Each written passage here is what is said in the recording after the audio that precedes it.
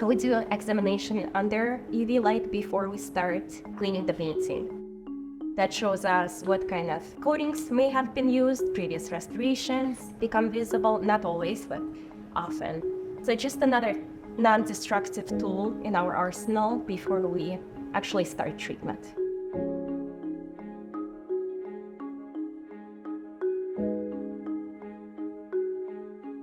Here we are in the conservation lab at the Midwest Art Conservation Center, where the conservation of Domenico Passignano's painting of 1627, The Expulsion of Adam and Eve from Paradise, is underway.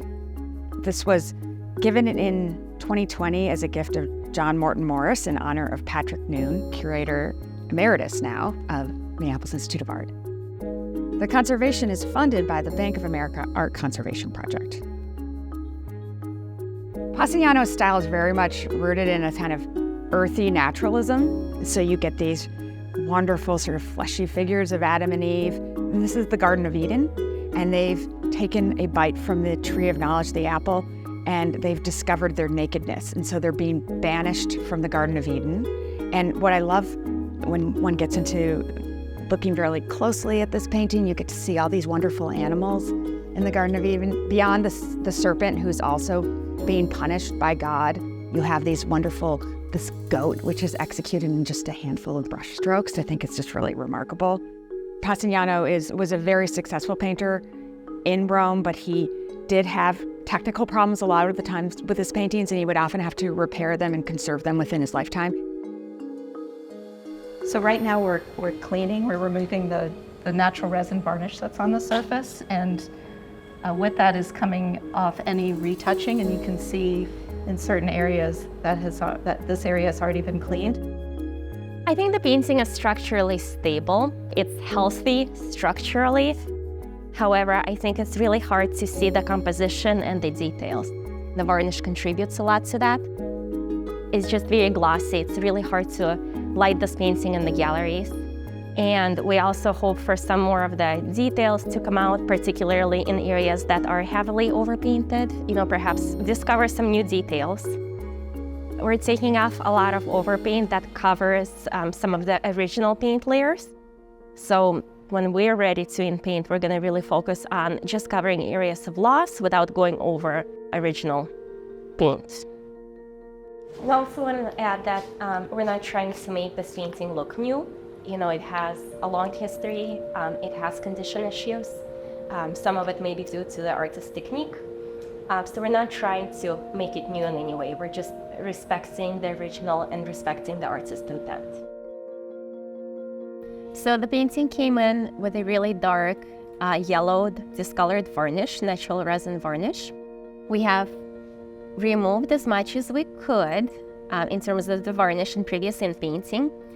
We've uncovered some original paint that was obscured by previous retouching. We have also applied a new stable, non-discoloring varnish onto the painting to provide proper gloss and saturation. And right now we're in the process of in-painting, so covering all of the losses and abrasions. We're using materials that are stable and reversible.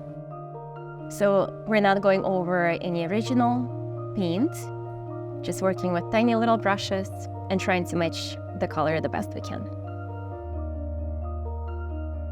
It's hard to make new paint look old, so this oil paint is very aged and we're working with new materials. So it's a lot of layering, it's a lot of going back and forth. We'll put on, we'll take off a little bit with a scalpel, maybe we'll go back and glaze over again, give it a sense of age, draw some cracks if we need to. So it's a really slow process, a lot of back and forth. And this is the last large step, I'd say, that we have to do.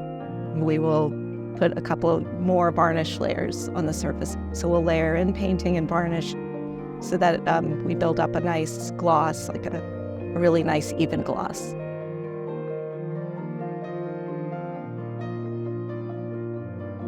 We have countless conservation needs within the museum. Grants like this from Bank of America are important to funding this work. This is such an important acquisition, and we're so excited. We have actually major holdings of Barberini paintings now, thanks to this gift and the gift of the Roncalli, and then the purchase of the Arpino. But as far as conservation, I mean, this one was very hard to appreciate in the galleries.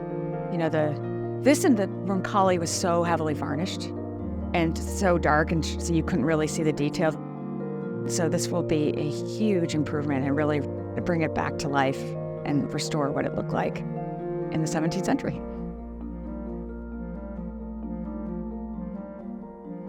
This project is made possible by a grant from the Bank of America Conservation Project. Mia is grateful to the Bank of America for their generous support and partnership and commitment to celebrating and protecting the art of many cultures and nations.